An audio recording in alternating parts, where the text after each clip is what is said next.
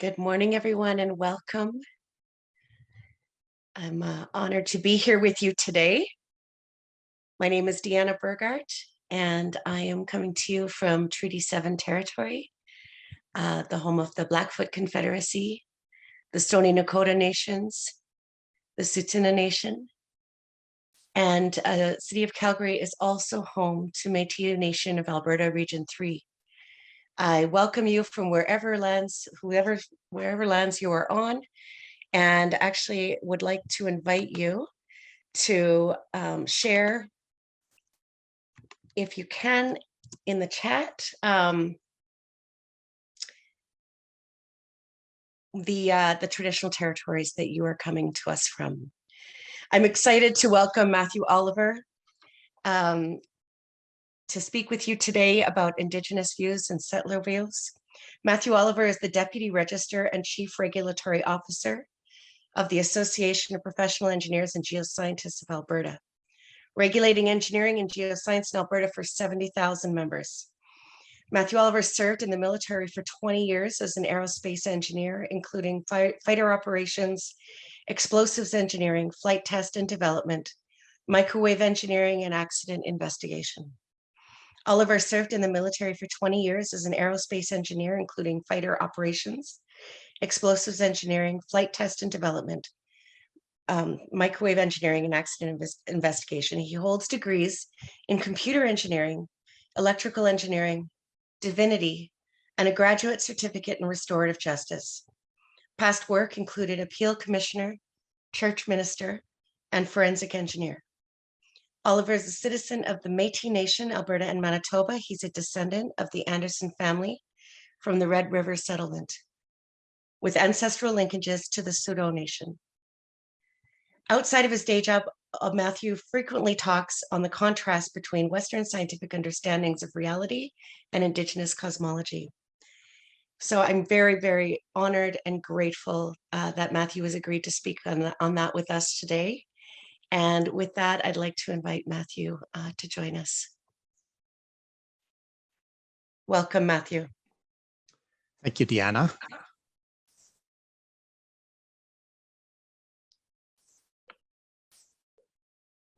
Can you see my screen? Yes, we can.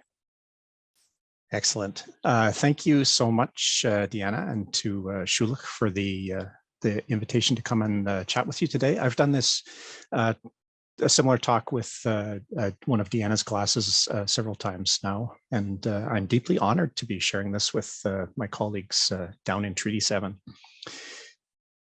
Okay, so what am I going to do today? I'm going to introduce myself to start with in Michif, which is the traditional Métis language. So Tanshi Kiowa, Matthew Oliver Dishinakashun, Selkirk G Nitawaken, La Rivière Rouge Douce-Chin. So Matthew Oliver, I was born in a place called Selkirk, Manitoba. In fact, my virtual background is the Red River in my hometown. And the introduction I just did, what I basically said, it's a Michif word that's borrowed from Cree Douce-Chin, meaning the place where my birth is connected to is the Red River, which is central in most Métis histories, but not necessarily all. So what I'm going to do today is I'm going to start by talking about some Métis history, just to situate things, because it's not something that's necessarily broadly known across Canada, mostly because we've not taught any of that history, the Métis in particular, and then talk about worldview. It's not really a technical worldview discussion. I'm not a philosopher. It's more of a narrative style. It's a very Métis approach to talking about worldviews, and I'll explain that when I get into it. Somebody I was meeting with the other day stopped me in the middle of the meeting and said, you know, you talk almost exclusively in metaphor. I'd never realized it before, but that's also a very Indigenous thing. So this is more a story than anything. The whole presentation is my observations based, as I'll talk about, in my struggles to understand who I am and why I approach the world that I do. And I'm necessarily generalizing, which is always dangerous. There is no pan-Indigenous thought, just like there's no pan-Canadian thought. But just to emphasize that there's lots of nuance and complexity under the surface of what I'm talking about. And if you save the questions to the end, please, I'm happy to take any and all questions.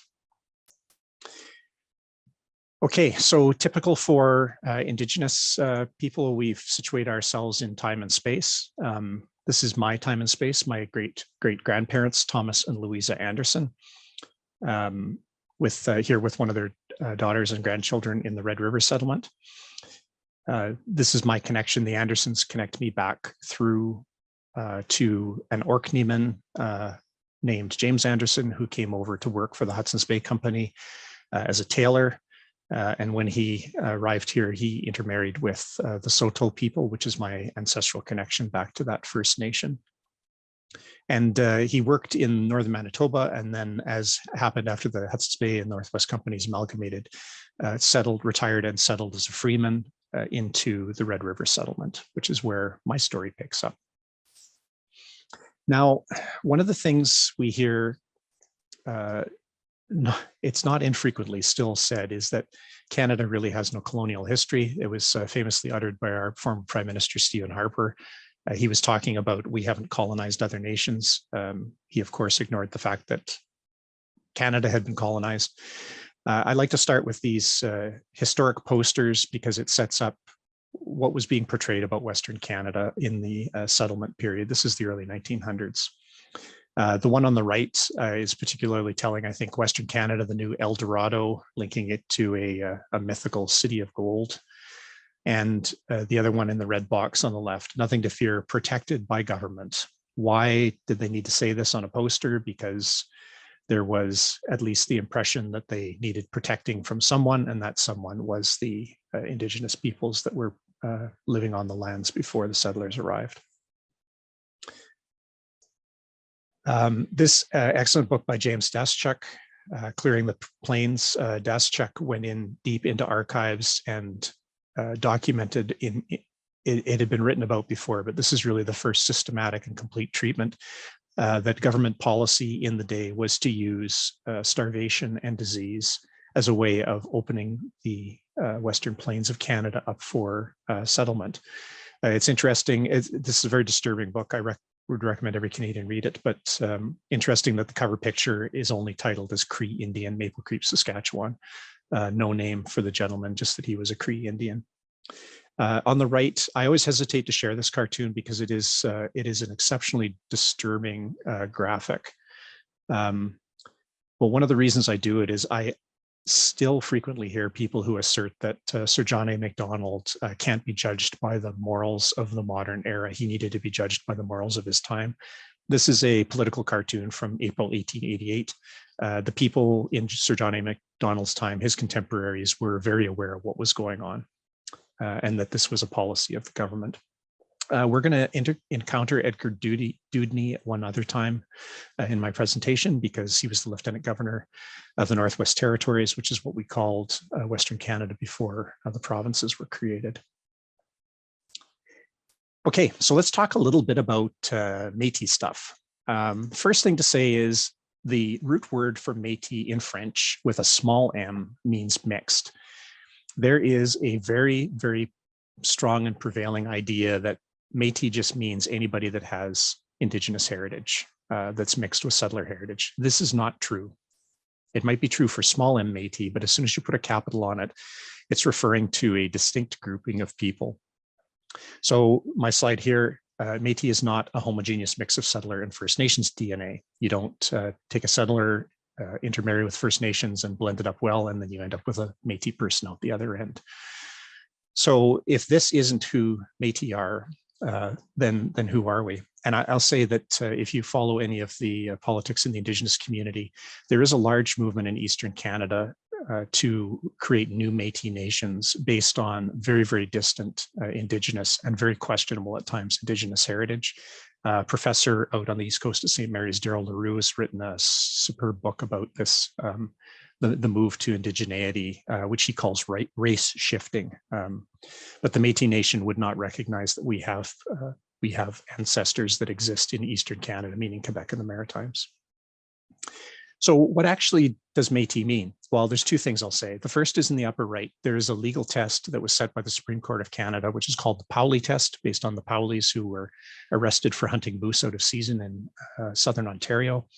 And the Powley test basically says that there's three things. You need to have an ancestor who received land script. I will talk about this in a bit. You have to self-declare as Métis, and you need to be accepted by a modern Métis community. And this Powley test is, it's basically what's used by the Métis Nation now to determine who is a member of the historic nation. I quite like this definition. Professor Chris Anderson is the head of the Faculty of Native Studies at the University of Alberta. This is the one that really resonates well with me. I'm Métis because I belong to and claim allegiance to a set of Métis memories, territories, and leaders who challenged and continue to challenge colonial authorities' unitary claims to land and society. And this is one of the reasons why people that say, well, I've got an ancestor in the 1700s that was Indigenous, so therefore I'm Métis. It actually means a connection to the community, even if you were dispossessed, as my family was, and I'll talk about that in a bit, but there needs to be a connection with the community that has this particular set of memories, territories, and leaders. It has a particular history about it. So what are some of those memories and leaders? To figure prominently in the history of the Métis Nation, Louis Riel, of course, and Gabriel Dumont, the military general of the Métis, often said. The territories, I always issue a caution with this map. Sometimes when it's used, there's considerable pushback from the First Nations, and this is not a claim on traditional First Nations lands. What it is an acknowledgement of the area that our citizens recognize as the area that Métis arose and lived and have continued to live.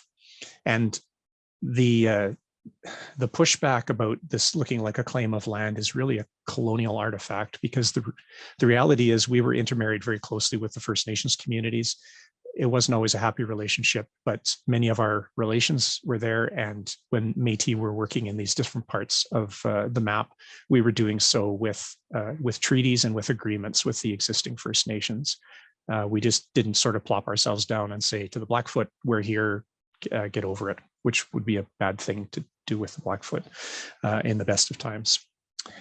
It's also interesting, if you look at this map, that it extends south into Montana, North Dakota, and Minnesota. And the Métis Nation was split by the splitting of the borders, and I have relations south of the border still.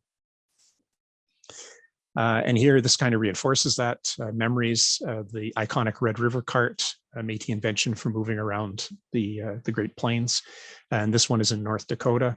And interestingly, the Turtle Mountain Reserve, which is just south of the border with Canada, is considered an American Indian reserve under the American system, but we would actually consider them Métis. That's where a large number of my family went when they left Red River.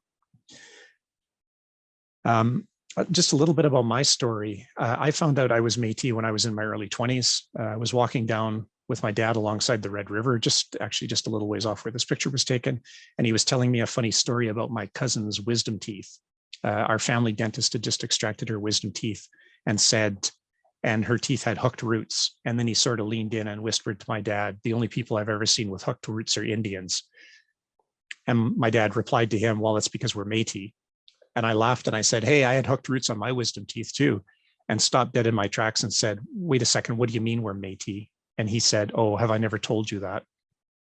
The story of my family, as best as I can reconstruct it, is that in about 1870, and I'll talk about that date being significant in a bit, my family moved from being Métis to being Scottish. I can see the changes in the census documents where before that date, we are listed as being half-breeds or Scotch breeds with red skin. And about after that 1870 date, we suddenly become white-skinned and Scottish, as many of the English-speaking Métis could do. We disappeared into whiteness in the community. And it was only in the modern era that we rediscovered this. So I mentioned land script before. The Métis Nation has always been a bridge between settler and First Nations in language and trade. The initial intermarriage, historically, it's often been described as the Indigenous women marrying up by marrying a European. That's not the case at all. The reverse was very true. When my ancestor came over from Scotland, it was proximate to the Battle of Culloden and the suppression of the clans in Scotland. and the displacement of Scottish sharecroppers to farm sheep. And they were not leaving a happy situation, and they were trying to escape that to a better life. Marrying into a First Nations for those early settlers was a huge step up in status for them, because now they had access to trading networks, and least of all, they could learn how to survive through the winters, which they wouldn't have known necessarily. And then their children grew up being multilingual and became logical intermediaries between the Europeans and the First Nations in both language and trade. And it's a role we continue today as serving in that bridge. Now, after about 1870, that was the date of the first resistance in Red River around Lower Fort Garry.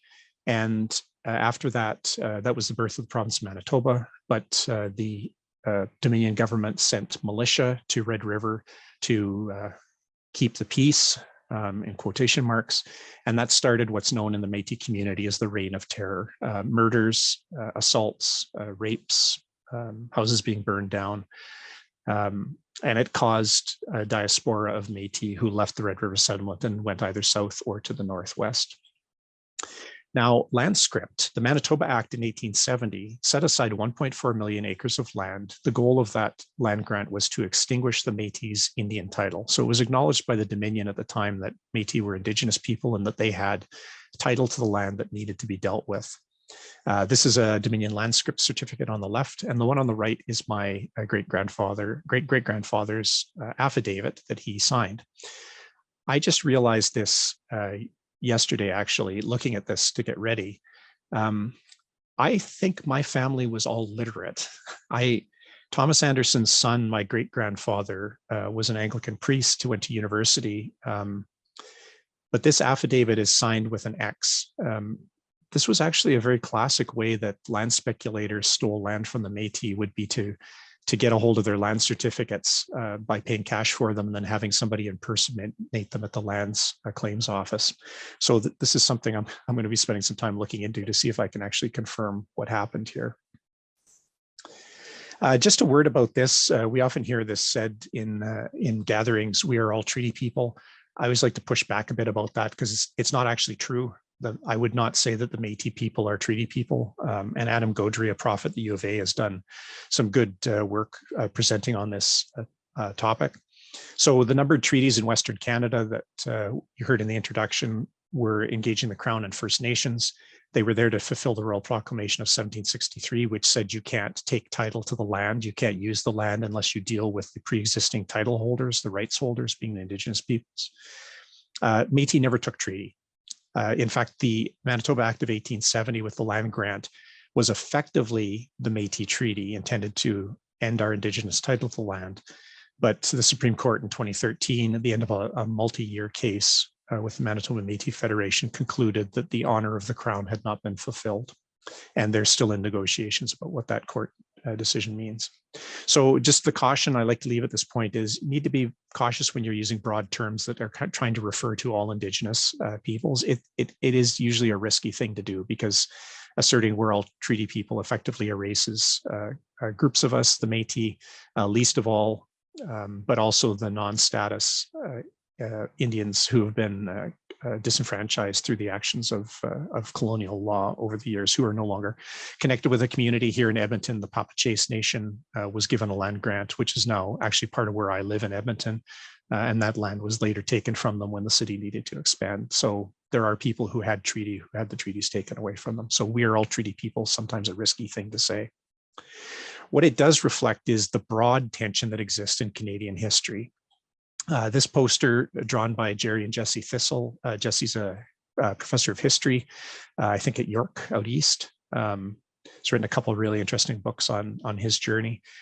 This is the poster they drew about the second resistance in the Métis Nation at Batoche, northern Saskatchewan in 1885, titled When Canada Opened Fire on My Kukum Marianne with a Gatling Gun. First operational use of a machine gun in Canada was against the Métis at Batoche.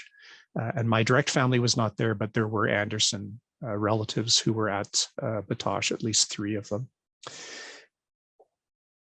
This event, Batoche, is remembered differently depending on what side you were on. This is a monument in Port Hope, Ontario.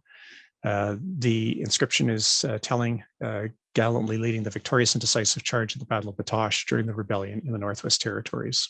That gallant and victorious and decisive charge at the Battle of Batoche included the soldiers bayoneting a very elderly gentleman who happened to be in the rifle trenches. It wasn't, as a soldier, I'll tell you, it wasn't necessarily what I would consider a gallant charge. But this is the tension that exists in Canadian history, and they even minted a medal for it, for the Northwest Rebellion suppression in 1885. Now, after these two resistances, 1870 and 85, there was this major diaspora to the Northwest. Basically, the Métis fled out of Red River because it was no longer safe to be Indigenous there. You can see this happen in the Red River settlement before 1870. If you looked at the population, it was about 10,000, easily 8 to 9,000 of them were Métis. After 1870, the numbers flip around very quickly and openly Métis people become in the minority.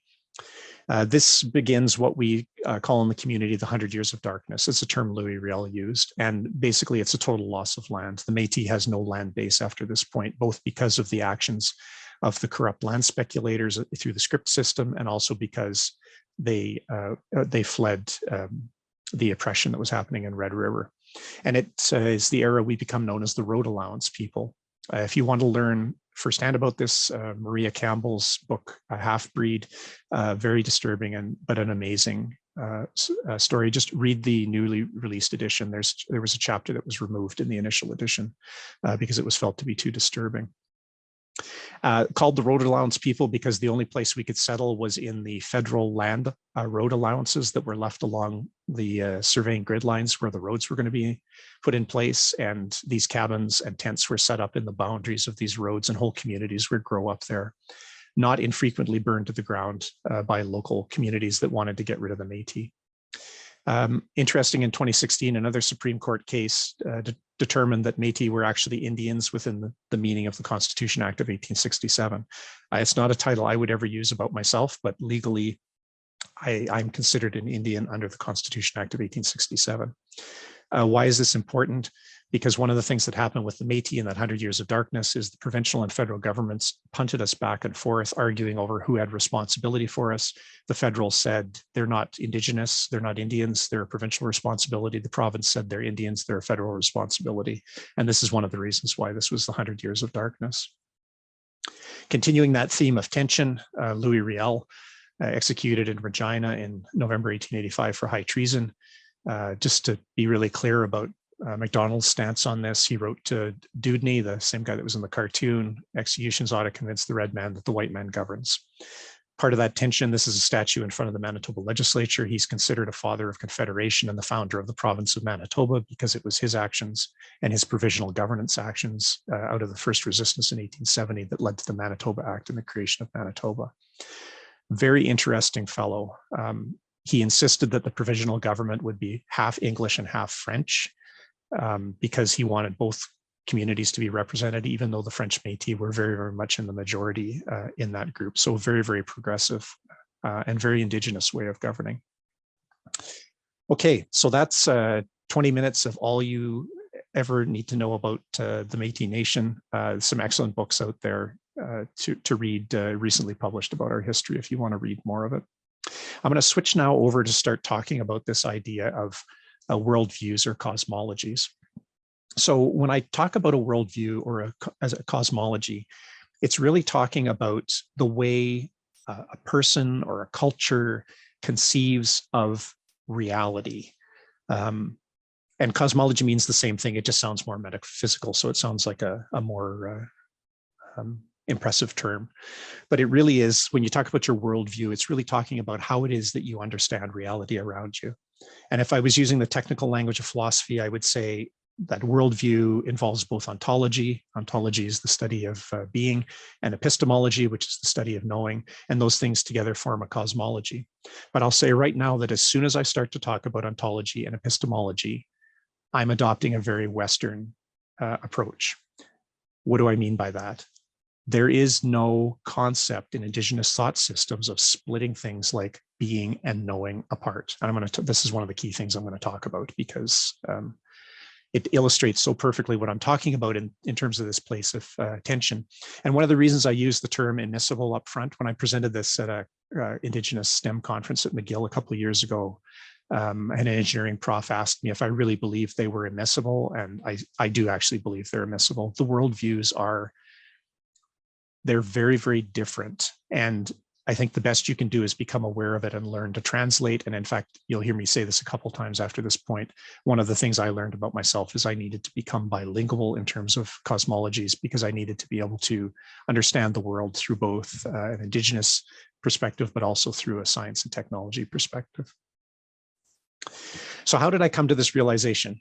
We had a friend of mine here in Edmonton did a couple reconciliation themed art installations, and asked me to help. So I guess I was her spiritual advisor and maybe her management advisor on these art installations. And the first one was called Ni Wapatanan, which means we see.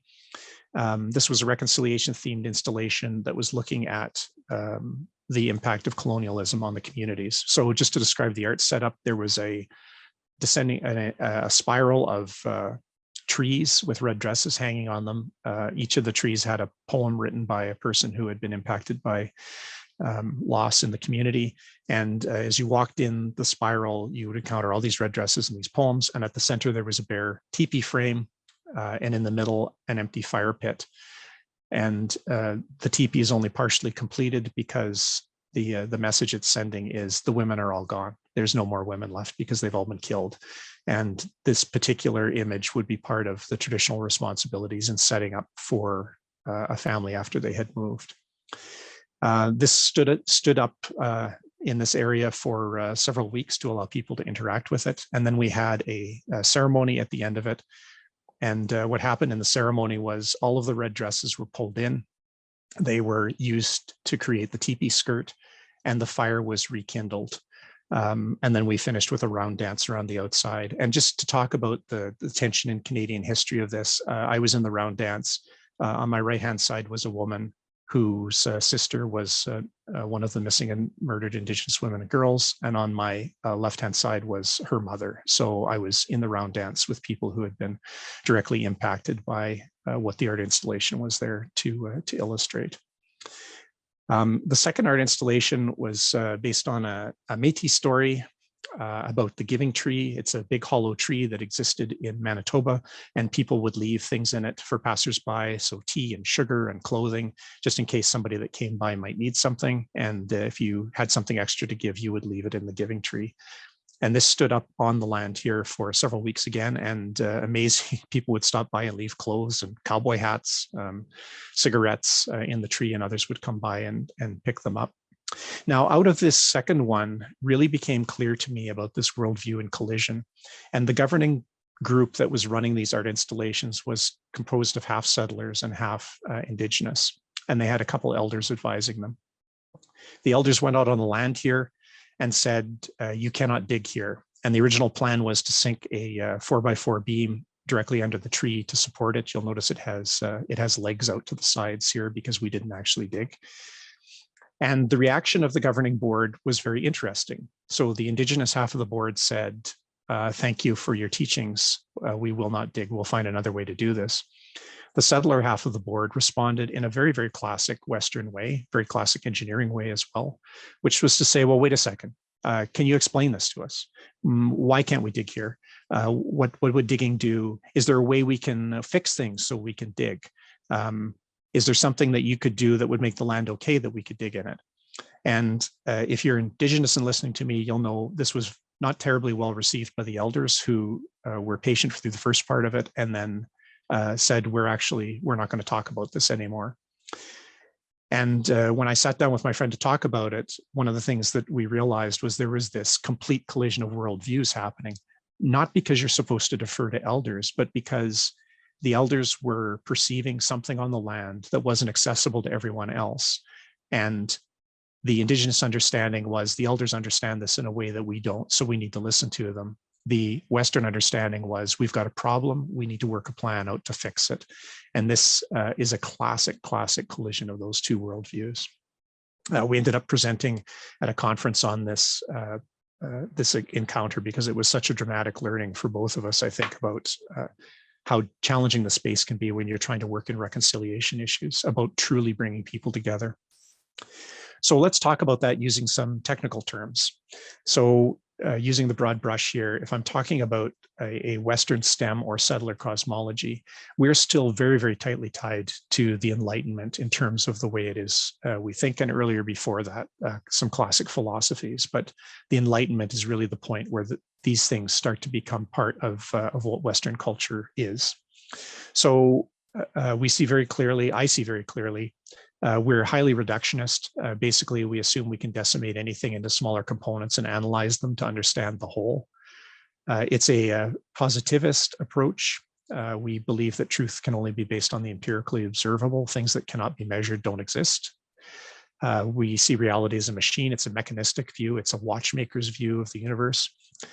It's highly dualistic. And this is, if I'm leaving you with anything today, it's this dualistic idea, because just to watch in your thoughts and listen to how frequently we do this. I still do it multiple times on a daily basis. We always establish issues in dichotomies in a dualistic view. We talk about body and mind. They're different things. They're not connected, even though they are.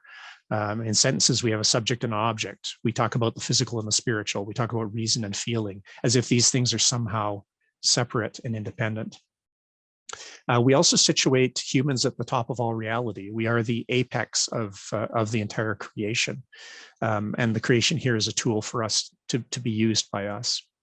We see knowledge as something we can own, as a commodity. If I need to learn something new, I go out and buy a book, I pay for a course, I hire somebody to teach me, and then after that, it's my knowledge. I can do with it what I want. And there's also a highly strong string of determinism in it. We presume that all events are predictable based on prior events. Now, I'm not down on determinism because I'm an engineer, right? It's like a big part of who we are. But this is to acknowledge that the way we approach the universe, even with the engineering method, is a model to encounter reality. It is not reality itself. And even if it's a very successful model, always important to remember that this is not the only way of seeing things. So what might be other ways of looking at reality? So some lines here from a couple papers. The references are all at the end. This from an ethnographer. We tend to think of ourselves as observers of an external reality and not as participants in a reality that can never be validly externalized except as a consciously adopted methodological fiction. The independence of the scientific observer, not biased or involved with what is being observed, which of course physics would tell us is an impossibility, but is still really core to the way certainly the natural sciences approach their experimentation. Robin Kimmerer, a botany professor, Western science asks us to learn about organisms. Indigenous science asks us to learn from them. A really important distinction. And Vine Deloria, a really strong theorist in the American Indigenous community. One of the things that keeps us from communicating is that we're talking about two entirely different perceptions of the world. And Thomas Highway, a Canadian author, has written some very powerful stuff about that same idea. So some examples of this through some media articles. This is from the Frontier Center for Public Policy in 2018, asking the question, is Indigenous traditional knowledge science? This is a direct quote from the report. Science and traditional knowledge are two very different things. The magical and mystical parts of traditional knowledge simply do not belong in scientific discussions any more than do the religious beliefs of the engineers and scientists belong in their scientific papers. I would actually say that this is complete balderdash because as you heard in my bio, I'm still an ordained minister in the Anglican Church, and my religious beliefs influence my engineering all the time and vice versa. When people ask me why I went to seminary, I often would joke, but I'm half serious. Being an engineer made me a better theologian, and being a theologian made me a better engineer. We can't separate ourselves this way. This is a very, very classic Western Enlightenment perspective on the difference between traditional knowledge and engineering and science. Yeah, and more than a little racist as well. Go back in history a little bit. You might recognize the name Heisenberg, Werner Heisenberg. And he has this critique of positivism.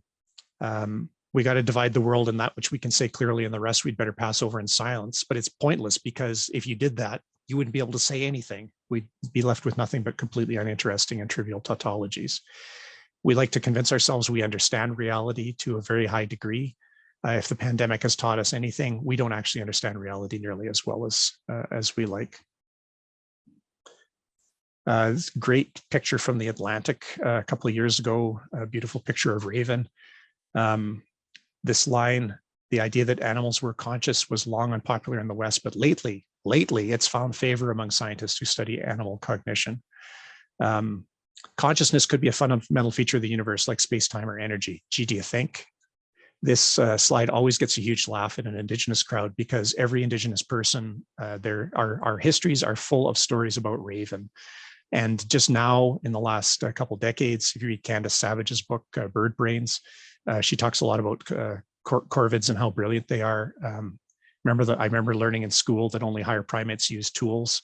We know ravens use tools, can solve multi-stage problems. They remember, they teach each other things. A very, very high degree of intelligence, something Indigenous people have always known, but Western science is just now starting to grapple with. So what might be the contrast if I talk about Indigenous cosmologies? Well, Indigenous cosmologies are relational. You will often hear Indigenous people use the shorthand of all my relations. It's a very, very key phrase, and it's broader than you might think. When I say all my relations, I'm just not talking about my family members or my neighbors. That also includes my cats.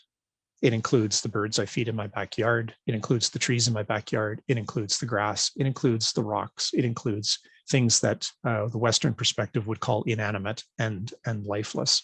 Lawrence Gross, in his book about the Anishinaabe language, talks about the language being very verb-based and very active, and that even his moccasins, which would be classed as inanimate even in Anishinaabe, have agency. They have the ability to do things. And he jokingly says, if I annoy my moccasins, they will trip me one day to teach me my lesson. That relational cosmology is highly reciprocal. One of the things I realized as I came back into community in my early 20s is that I now had these obligations I'd never acknowledged before, an obligation to care for all of those relations writ large, not just the people that I'm physically related to. It's a very mystical and spiritual worldview. We accept there's things we don't know that have agency. The spiritual is integrated with the physical. They're inseparable. It's pluralistic. There is complexity in reality, and there are many perspectives that reflect that. Jean Taillet, a Métis lawyer, writes in her book, The Northwest is Our Mother, that one of the, sorry, that was in a paper she wrote, but Jean Taillet, that one of the problems that Indigenous people have when they're asked to swear in court to tell the truth, the whole truth, and nothing but the truth, is it is a worldview collision for them, because I can't actually tell you the whole truth. I can only tell you what I understand and what I've observed. Somebody else may have a different truth. Everything in the creation has agency, everything. Gregory Kajete, a Native American scholar, calls this ensoulment, where everything in the creation has a soul. We don't see knowledge as commodity, knowledge is a gift, and it can be given by human or non-human entities, and it's typically given when you're prepared to receive the knowledge. It's not something you can say, I think I'm ready to learn about this particular thing. Please teach me. You need to enter into a relationship and demonstrate that you're ready to receive the knowledge. And it's highly creation-centric. So instead of me being at the pinnacle of creation, I in fact exist in a web of relationships, and it is the web of relationships with human and non-human entities that defines who I am. Just some more stories and some more quotes. The Indigenous peoples of Australia had said for centuries that, hey, we've noticed these firehawks. They'll pick up a burning stick and they'll fly upwind and drop it into a grasslands and light the grasslands on fire in order to drive all the prey forward. And then they'll go on the downwind side and wait for all the mice to run out so they can eat them.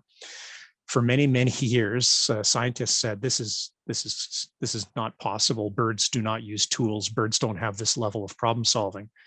Well, here, 2017, a scientific article in the Journal of Ethnobiology that says, hey, guess what? We've actually observed these firehawks doing exactly that.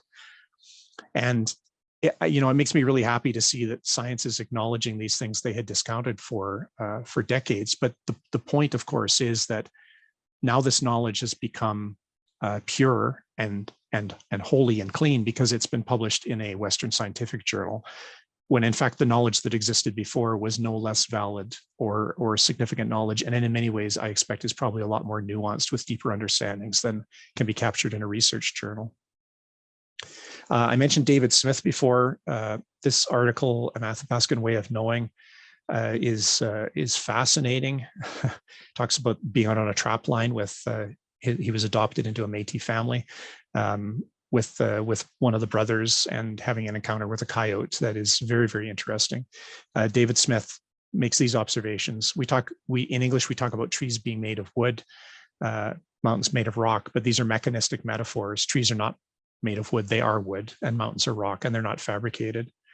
And his acknowledgement that what he saw demonstrated in his family members, Métis family members, this idea that reality is at once material and spiritual, and being is dynamic and changeable. Each of us only has an imperfect understanding of everything that's going on, which is why community is so important, because it is through community that we bring out all of the gifts that are needed to solve problems.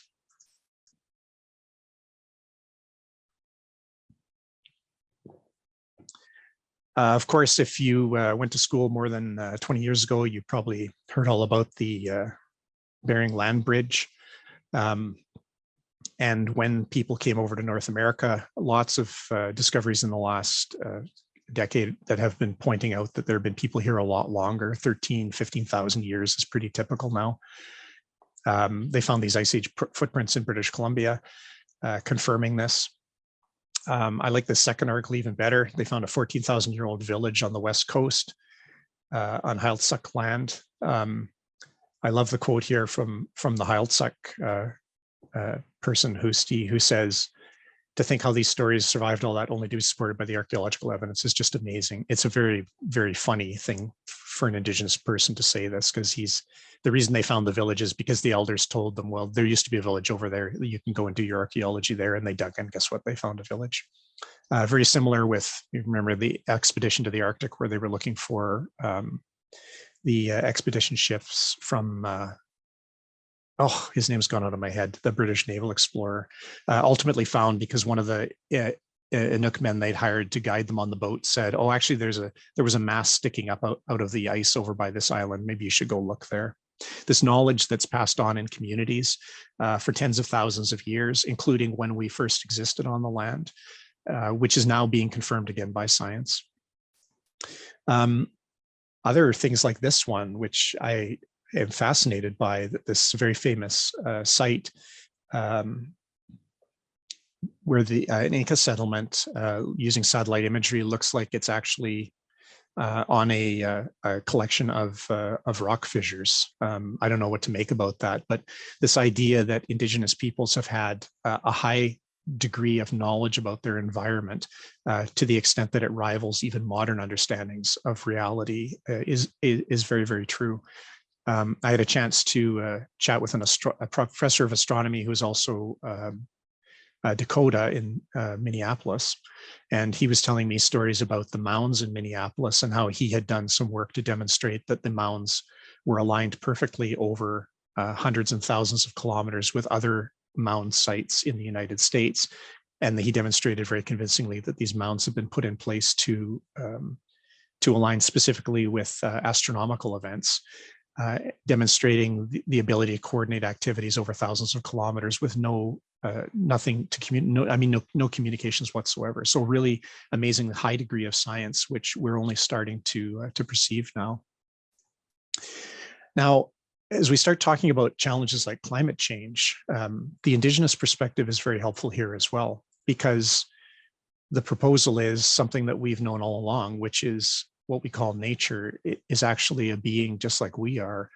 And maybe one of the ways to fight climate change is to look at giving personhood rights to nature. In this case, they're looking to bring rights of the Klamath River as a person in tribal court so they can protect it better. It's not actually that foreign in Western legal thought, because we do this with corporations. A corporation is defined as a natural person.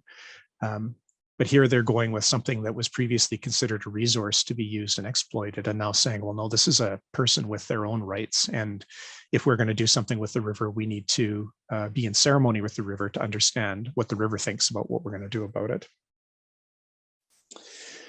This book by Robert Kimmerer, Breeding Sweetgrass, I highly recommend it. It was one of the books that completely blew my mind about how she found a balance between her Indigenous self and her science self. She says at one point, when we talk about reclamation, is it really reclamation of the land to establish a monoculture of willow, which is really fast growing and good to, helps to clean up contaminated lands when we're not actually returning the land to the way it was originally. A monoculture is not a natural environment. And she reflects the same struggles that I've had reconciling my engineering and Indigenous selves together as she's been figuring out what it means to be an Indigenous scientist. Another example of an Indigenous nation legally recognizing the whites of wild rice. This is a Anishinaabe group. Again, that wild rice is a person that has all the rights to flourish, regenerate, and evolve, just like people do. I'm almost finished with the slides. So I include these quotes because to try and, first off, Vine Deloria's super source. He writes here to, what does it mean if you're an Indigenous STEM student? What do you do with all these traditional teachings that you've grown up with that were just a part of your fabric of reality when you encounter a Western worldview that is not necessarily receptive to it? What he says is, don't discard the truths that you have been taught are traditional, because there's profound knowledge underneath it. It wasn't preserved by the nations because it was pretty or interesting. It was preserved because it was a part of their understanding of their reality. It was part of what helped them to survive. And I even go so far at this point to say, as I agree with Deloria here, where I think the Indigenous perspective of reality, that Indigenous cosmology, is actually far more nuanced than what we see typically in Western society. Because it considers many, many more aspects of reality than we consider typically in a scientific view. Now, I just added this slide this morning as my last one. I'm doing some work with some medical colleagues around pandemic stuff, because one of the things we've seen in the pandemic is engineering knowledge is not necessarily being privileged the same way as medical knowledge is. In fact, it's been shut down in lots of cases. And they've been asking me questions to reflect on, what is the engineering method? This is not an easy thing to define when you start to try and look for resources on it. And one of the things I've been realizing as I've been doing this research is that engineering is actually, I'd put physics in the same category, I think, but my observation is that engineering has aspects that really are complementary with Indigenous science. So this is really tentative because I've just been working through this for the last couple of months. So a couple of the things that have popped out for me, all engineering is systems engineering. I know we have an independent discipline now called systems engineering, but really any work that we do in engineering is involving systems in some form. You rarely are designing something. It's almost always integrated with a larger reality. If you're a traffic engineer designing intersections, they're integrated with an overall traffic control and flow system. Particularly in contrast with our medical colleagues, we almost always work in the realm of complicated and complex systems. And complex systems in particular are those systems that have emergent properties. So they behave in unusual ways because you can't fully characterize them deterministically. Because we work in that complex system space all the time, we have a really different understanding about the complexity of reality. And it ties in tightly with the next one, which is, and I'd never realized this before, you know, if you set up a scientific question, they're usually in the form of A versus B hypotheses or seeking the answer. We're going to do this research study so we can find the answer to this question. We don't actually do that as engineers. We would say that there is a multitude of correct answers to any given question. And the only difference between them really is how well they fulfill the constraints and the resources we have available in order to solve the problem. It also explains something else to me. Oftentimes, if you ask an engineer a question, what you get back is a series of questions to better define the solution space you're looking for. As an aerospace engineer, I frequently get asked, what do I think is the best passenger airplane in history? I usually end up asking 4 or 5 questions after that, because I can't actually answer the question, because you need to define what type of passenger aircraft it is you're asking about. Very, very classic engineering response, because there is a multitude of correct answers to the question defined by the constraints placed on the solution space. I mentioned already that Indigenous communities contain knowledge in our stories and our traditions. We have a parallel in the engineering community, because we capture that community knowledge in codes and standards. So our first go-to when we're engaging a design task is to go and look at the codes and standards around it to see what the collective wisdom of the community has written down there. Now, codes and standards are not perfect, because they can often succumb to bias and different perspectives, but they are a tool by which we take knowledge from the collective and codify it so that it can be accessible to others. So there is this community knowledge aspect. And the one reference by Billy Cohn, referenced at the bottom, he talks about how engineers always used a heuristic approach. We all have a set of general rules in our mind that we use when we're undertaking design tasks. Things like, if you're using steel in a corrosive environment, you need to apply additional protection to the metal. Just things that you wouldn't actually find necessarily written down in a textbook, but they become part of your design tool set that you use as you're approaching these problems. A heuristic approach to design is not that different from the way an Indigenous person encounters reality. It is a general set of rules that we have formed based on our experience and our teachings that allow us to successfully engage with reality. And that is my last slide. A couple books. Certainly recommend if anybody wants to read more deeply. The one on the right, Indigenous Rights by Chelsea Avowal, who's a lecturer at the University of Alberta. Very, very funny book, very sarcastic, but very good introduction into Indigenous issues. All the questions that we always have, like what's the proper term to refer to a given nation and things like that. And that is it. I'm happy to take any questions you might have. I'll note the one Q&A. I will send a copy of the paper along that went with this presentation when I gave it in 2019. So you can, anybody who wants it, you can take a look at it. It's got more detail. It's got some Thompson Highway quotes in it that are pretty funny. And I try to flesh out more of the physics, the parallel between physics and Indigenous worldviews in it. Thank you.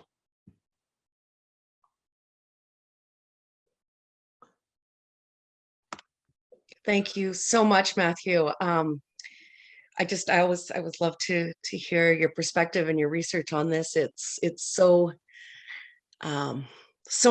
appreciated. There are a few questions there, and I wanted to remind people that the Q&A section is there, and Matthew, if you wanted to have a look at them and address them, that would Sure. be wonderful. You can watch my eyes moving furiously as I'm reading.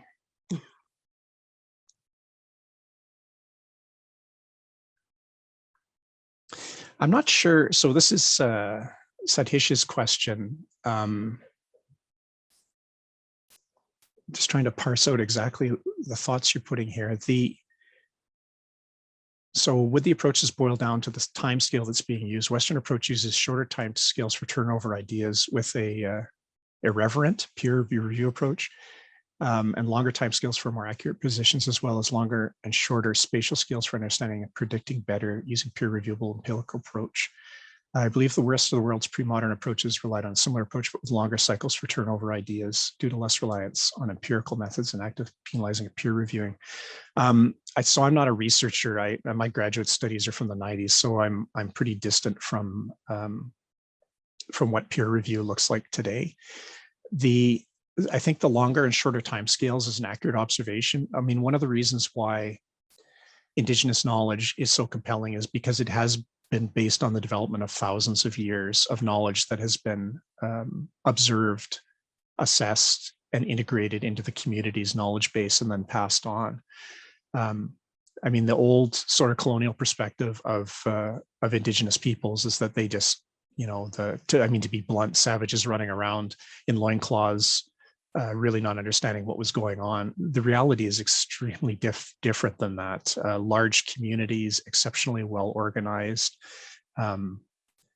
when the first colonists arrived, they were surprised to find that many of the forests could be walked through. It wasn't by accident, it's because there was deliberate land management that was happening. Randy Herman, who runs the engineering bridge program at the University of Manitoba, has an amazing presentation where he goes through for an hour and a half all of the Indigenous science. So one of the examples is as they're burning back the Amazon rainforest, they're discovering all these massive irrigation structures that had been engineered and built. So I don't think there's less reliance on empirical methods in Indigenous thought. It's the same sort of empiricism you would see in a Western context. The difference is that it's a holistic empiricism that includes many, many more axes of potential input from the data set. And I think that's really what I'm trying to emphasize, is that it is a fundamentally different way of viewing reality that allows you, I mean, it adds a lot more confounders to your research for sure, but it allows you to understand the reality in a much more nuanced way.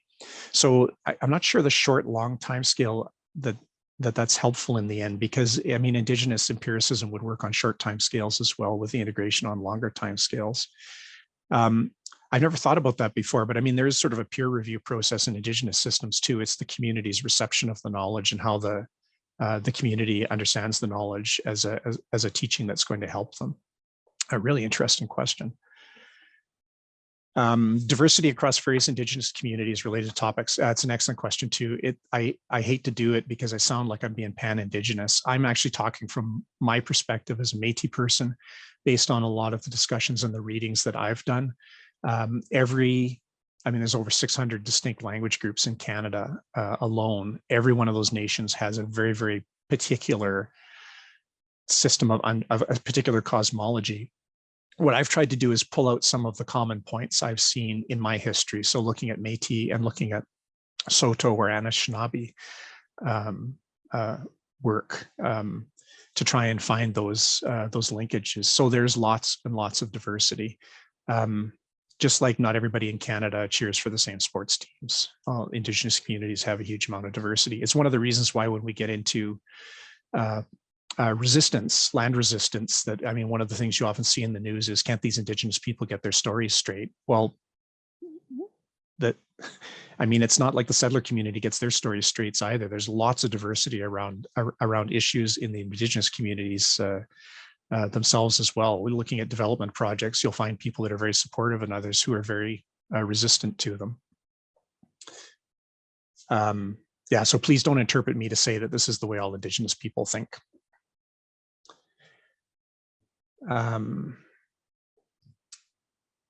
Project drivers such as return on investment deadlines. How can engineers better reflect on the complex issues that arise? Money, a construct of Western civilization, doesn't seem to respect space and time over a great period of time. Invest in companies based on what makes more money, not what creates better communities. Expectation passed down into engineering design principles and becomes an inherent expectation currently. Yeah, thanks, Blake. That's a really, really good observation. I think that's one of the things that Indigenous thought systems have to offer to Western society, is the ability to sort of step out and take a more holistic view. I think we're seeing this in the engineering community because there are changes happening now where, you know, the traditional approach of just using legal tools to claim land and exploit it are becoming less and less acceptable. Indigenous people are not anti-development. We want to be included in a conversation about sharing the land, which is actually what the treaties promised originally, was that we were going to coexist on the land together on a non-interference basis. What that looks like in a postmodern world is an active question right now. Just a side comment, as a guy who's studied lots of engineering accidents, the economic focus in our projects is one of the things that catches us more than a few engineering failures that have ultimately been tied back to money. The most recent being the Boeing 737 MAX. Most of the causal factors in the MAX crashes were ultimately tied back to attempts to increase shareholder value at the expense of spending money on the production line and staff. What would be this is from Lila. What would be a good way to learn and teach Indigenous cultures? It seems we are doing a lot to discover what's already known. Ecofeminism's taken a lot away from Indigenous approaches that take away hierarchy of humans being on top. Yeah, so the Indigenous relationship with activist movements, settler activist movements in general, is it's a challenging space. More than a few situations where Indigenous communities aligned themselves with environmental activists and ended up being shut out of a deal that was made later on by the activists with the government. So there's some skepticism there, more than a little appropriation. I don't participate in restorative justice conferences anymore because the one I was at, a panel of Indigenous people said you need to stop appropriating our spiritual symbolism, because everybody in the displays had medicine wheels on their boards, even though none of them understood what they meant. That was very badly received by the audience. The organizer actually apologized the next day for the Indigenous panel criticizing them. So this idea that you can sort of just claim the thoughts and take them in and make them your own. What would be a good way to do it? It's partnership. It's to actually link up with the cultures and get to know Indigenous people and start doing collaborative work. At that presentation at McGill, there was a master's student from the University of Winnipeg presenting on using biodigesters and sewage treatment systems, Métis guy, and he'd gone up to a northern community in Manitoba. And what we would traditionally do in a research project is we just get the permit and go in and do it, and then we'd leave. He actually went in and partnered with the community. He drew all of the operators of the existing sewage treatment plant into his team. He taught them about what he was doing. And when he left the digesters online because they understood how to run them. That's a participative, collaborative, all my relations approach to research that's not extractive. It doesn't pull the knowledge out of the community and then publish it in a Western journal.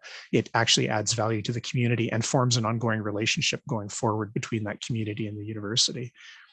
That's the best way to learn about Indigenous culture. And we're very welcoming people. We never hesitate to poke fun at each other, but very, very welcoming people, as we were in the first days. Amelia, you're welcome. Is there a framework or some principles that you think we could use in discussions and meetings to start learning to make space for different perspectives? I think I'd say the same thing. It's, you know, I don't know who actually said this initially, but it's come up a number of times in the past couple of months. Nothing about us without us. I was in a social media discussion a couple of months ago, and it was a lady in Vancouver Island who said, I've stopped using the phrase unceded land in my land acknowledgements because I don't believe it reflects what the First Nations on Vancouver Island really believe. And I just replied to her and said, have you actually asked them that question? And there was silence in reply. So lots of times, you know, people want to do things because they want to be involved. They want to be good people. They want to do good humaning, but they do it without actually asking and engaging the communities that they're talking about. A great example, I was at a conference in Banff in 2018. The organization running it did their first land acknowledgement ever, and it was awful. Acknowledging Banff National Park as the traditional land of the Blackfoot. I thought, man, I hope there's no Blackfoot in this room, because they're going to take exception to that, because they haven't been able to use that as traditional land since the park was created in the early 1900s, and they were all booted out. Jasper Park, when Jasper Park was created, all the Métis that lived in the Athabasca River Basin were expelled, except for one family, and settled around Grand Cache. So when you're thinking about doing things to demonstrate you're concerned and want to be an agent of reconciliation, you need to actually talk to the people you're talking about before you do it, or you end up with Indigenous people like me saying, man, you've never actually spoken to a Blackfoot person, have you? Because I suspect they would have told you something different about that land acknowledgement. Jeff, criticism of Indigenous knowledge is there's no scientific method, but I assume we do have a method of trial and error, testing, recording, documentation. Yeah, I think that's what that Frontier Center report was actually trying to say, is that you can't treat this as Indigenous, as scientific knowledge, because there is no scientific method. There is a very, very rigorous scientific method. It's just a very different scientific method. So it doesn't involve hypothesis testing. It doesn't involve peer review in the way we would understand it in a research context. It is knowledge that is brought into the community through individuals who gain that knowledge through encounters with human and non-human entities. And then the community tests and understands that knowledge and then integrates it with their knowledge base to understand how it is that they need to change the way they interact with reality. I mean, just think about surviving on the Western Plains of Canada through the winters without central heat. Like, I couldn't do it. Like, so how did the Plains nations survive and thrive through those challenges? That is the result of millennia of the Indigenous scientific method being applied. So it's a different method. And this is, sorry, I'll move on quickly, but this is one of the things that I've been discussing with my medical colleagues about some of the pandemic marginalization of scientific and engineering voices around pandemic control. Because one of the things I've heard loudly from portions of the medical community is, unless it's evidence-based medicine and meets the gold standard of a randomized controlled trial, we can't trust it. It's lower quality knowledge. I was offended when I first heard that, because I thought, you know, the airplanes you fly on and the bridges you drive across were generated by lower quality knowledge systems. But you've never asked the question of how was that airplane wing designed or that jet engine designed? And really, when we talk about knowledge systems, I mean, there's an infinity of knowledge systems out there. It's just accepting that there are knowledge systems which are equally good or better than yours at understanding particular aspects of reality. So engineering is really good at understanding how we shape reality to improve life for human beings. Medical evidence is really good at determining which drug treats a condition better. Indigenous knowledge systems are really good about talking about how we interact with the natural world. So it's the recognition that there are other knowledge systems out there. And particularly if you're a student, the one you're being, that's being infused in you through an educational program is the one you're focusing on, because that's your whole world. But to realize when you get out into practice, there are other knowledge systems. I think it's one of the things that's made me an effective engineer, is actually that I have different ways of looking at things. I saw that clearly in the military.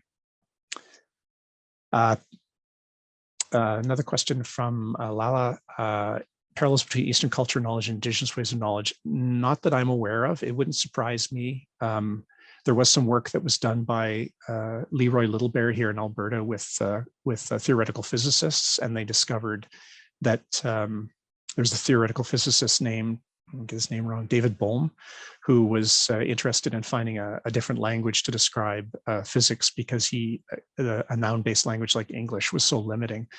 He started talking to Indigenous elders and discovered that the Indigenous languages are all verb-based languages. So they were really, really effective at that.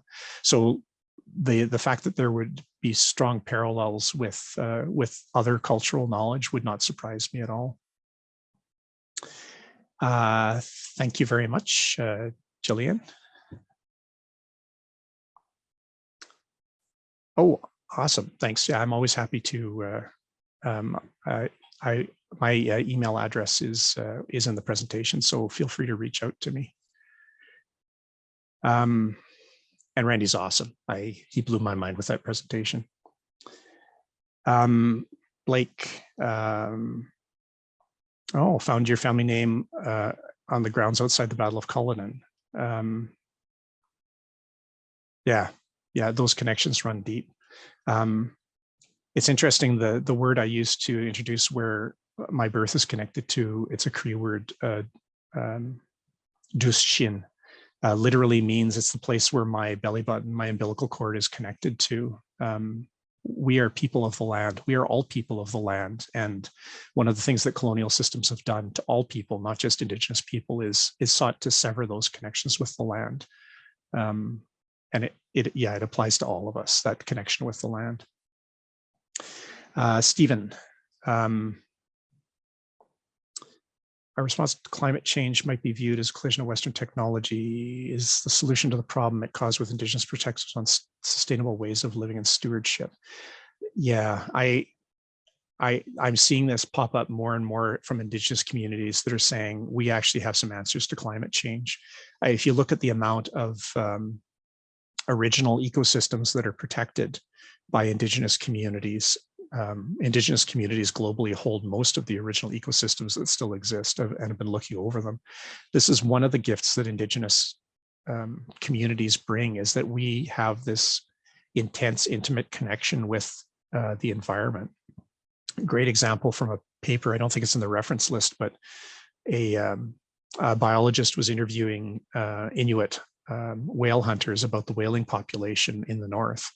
And as this was a traditional ecological knowledge, a TEK engagement he had. And as they're talking about the whales, the conversation arcs off and they start talking about the beaver population. And the biologist says, I'm just at the point of trying to get them back on track to talk about the whales. And the hunters look at me and realize I'm confused. And then they explain that, well, the whale population is connected to the beaver population because the beavers build more dams. It cuts down on salmon spawning grounds. So there's less salmon for the killer whales to eat, which means the whale population declines. And this Western biologist said, and good to him for admitting it, because we don't often in Western science admit when we don't know something, said, I never would have, as a saltwater biologist, I never would have thought about the interaction of a saltwater and a freshwater ecosystem in that way. So there's a huge store of knowledge there, and Indigenous communities there are interested in interacting with the challenges facing us from climate change, least of all because we have lots of coastal communities in the Indigenous world that are going to be suffering because of it. I mean, I'd love to see partnerships formed in that area, more and more partnerships between Western researchers and Indigenous communities to broaden the scope of the solution space to include those other worldviews.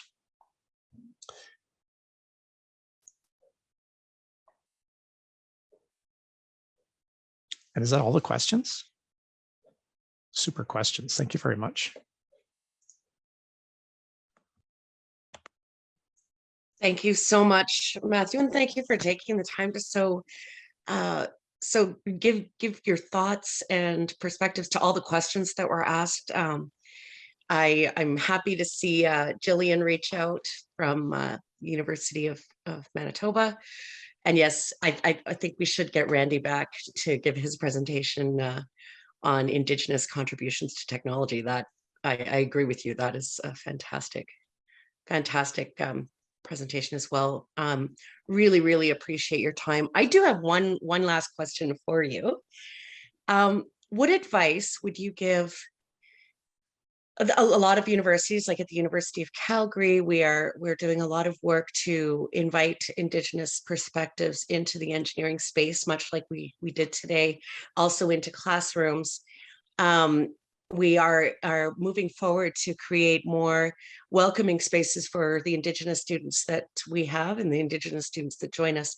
What advice would you give to a predominantly Western institution on taking those steps in a good way, especially folks that are new to these conversations? Wow, do I have another hour and a half?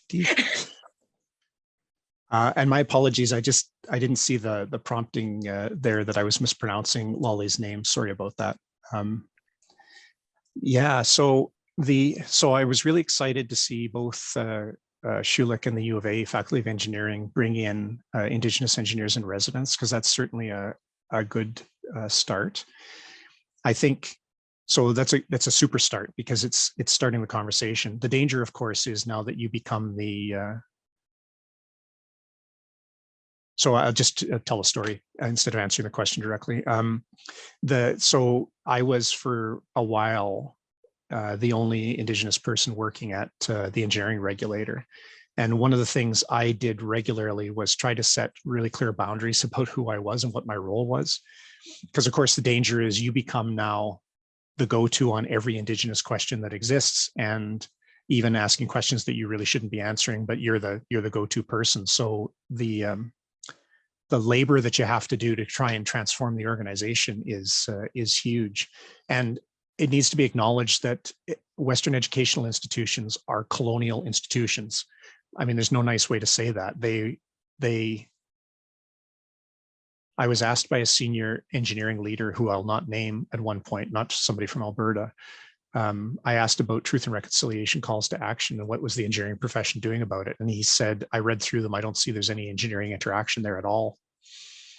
And I said, after I picked my job off the ground, I said, I'll write you a paper and explain where they all are, because there's so many, the least of which that the rail, pushing the rail line to the west that allowed the settlement of Western Canada was an engineering project. I mean, engineering and geoscience are part of the engine of colonization. They always have been, which raises a whole bunch of questions for us about what that relationship looks like. How do we differently construct that relationship, which is what you asked me.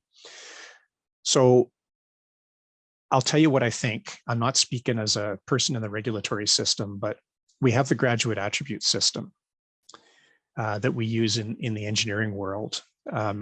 I would actually like to see a 13th graduate attribute added, which is the Indigenous interaction. One of my observations is there's lots of interesting work happening in the EDI space now. I'm always, because I'm a contrarian, one of my cautions is always, you need to watch what you do with the EDI space, because you can't just kind of put Indigenous issues as another line in the EDI space. There are lots of marginalized groups that need to be focused on in that EDI space.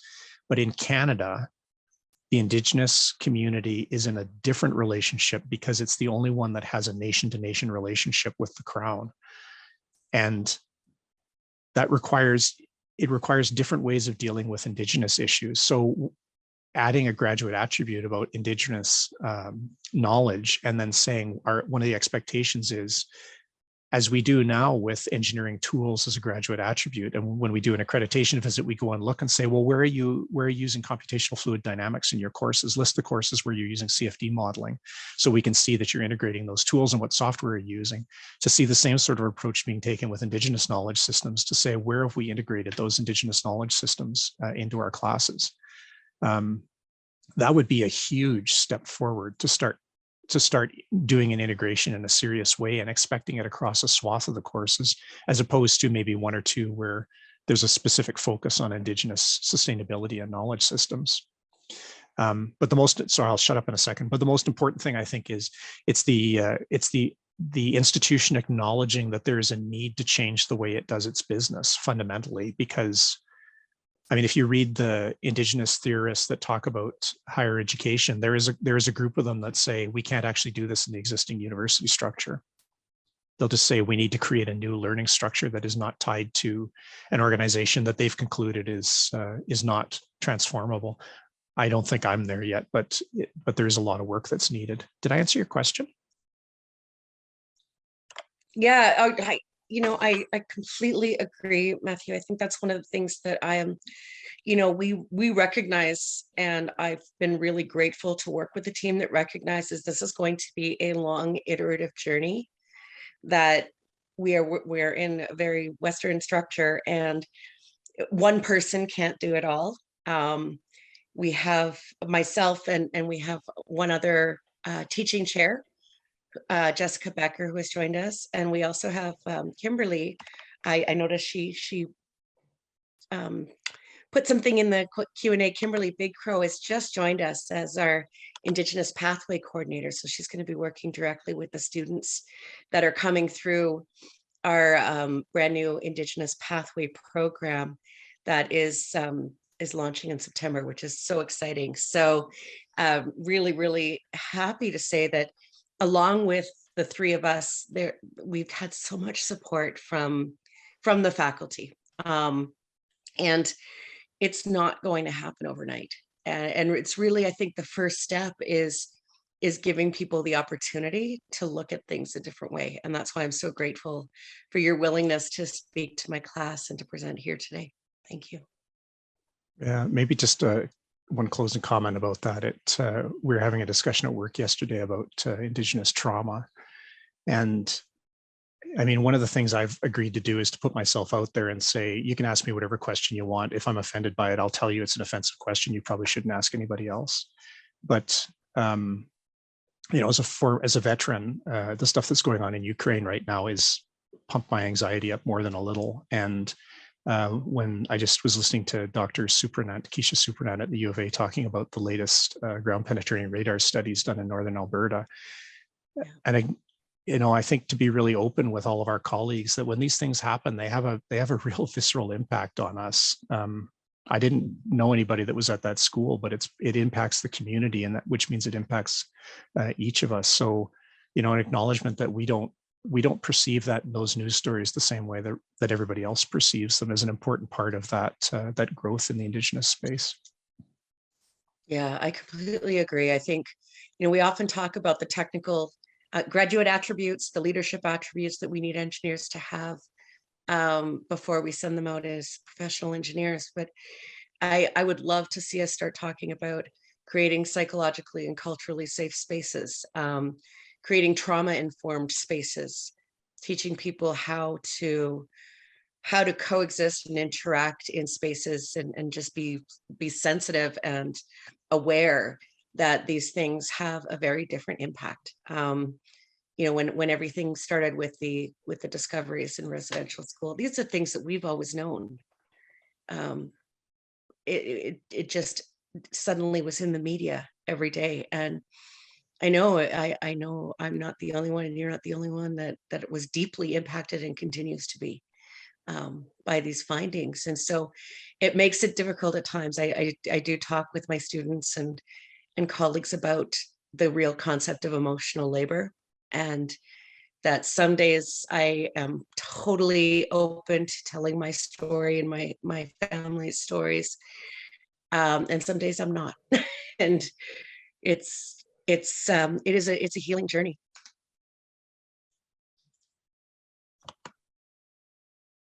I think that was it for questions. And so we will share, I'll connect with the communications team after and work with them to share the paper that you mentioned and your presentation. And again, thank you so much from my heart, Matthew, for sharing your perspective and your stories and spending time with us today. Marcy, Deanne, and to the support team at Schulich, and to everybody who listened today.